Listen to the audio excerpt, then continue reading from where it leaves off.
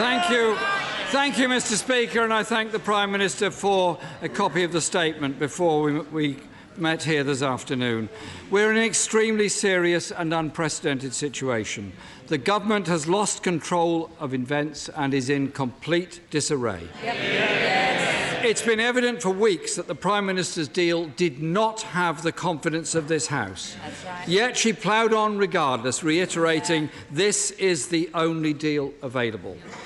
Can she be clear with the House? Is she seeking changes to the deal or mere reassurances? Does she therefore accept the statement from the European Commission at lunchtime saying that it was the only deal possible, we will not renegotiate, our position has not changed?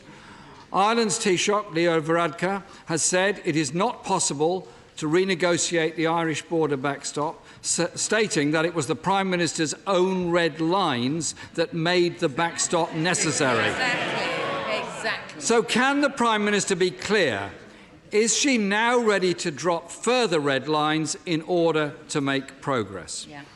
Mr. Speaker, can the Prime Minister confirm that the deal presented to this House is not off the table but will be represented with a few assurances?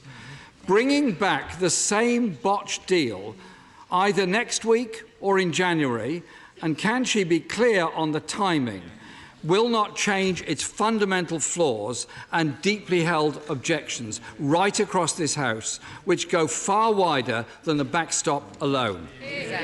Mr. Speaker, this is a bad deal for Britain, a bad deal for our economy and a bad deal for our democracy.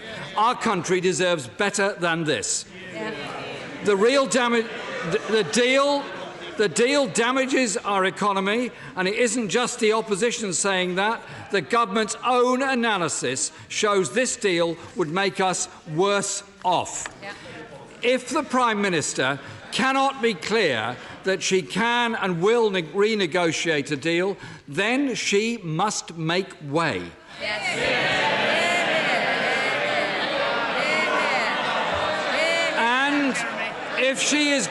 And Mr. Speaker, if she is going back to Brussels, then she needs to build a consensus in this House.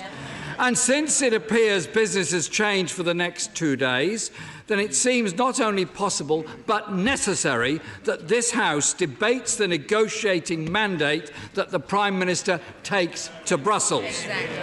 There is no point at all in this Prime Minister bringing back the same deal again, which clearly is not supported by this House.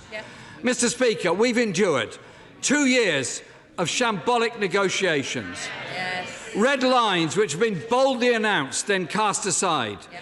We're now on our third Brexit Secretary, and it appears each one of them has been excluded from these vital negotiations.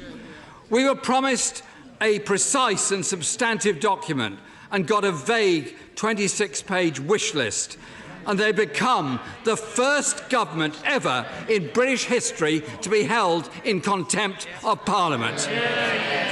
The government is in disarray. Uncertainty is building for business. People are in despair at the state of these failed negotiations and concerned about what it means about their jobs, their livelihood and their communities. And the fault for that lies solely at the door of this shambolic government. The Prime Minister is trying to buy herself one last chance to save this deal. If she doesn't take on board the fundamental changes required, then she must make way for those who can.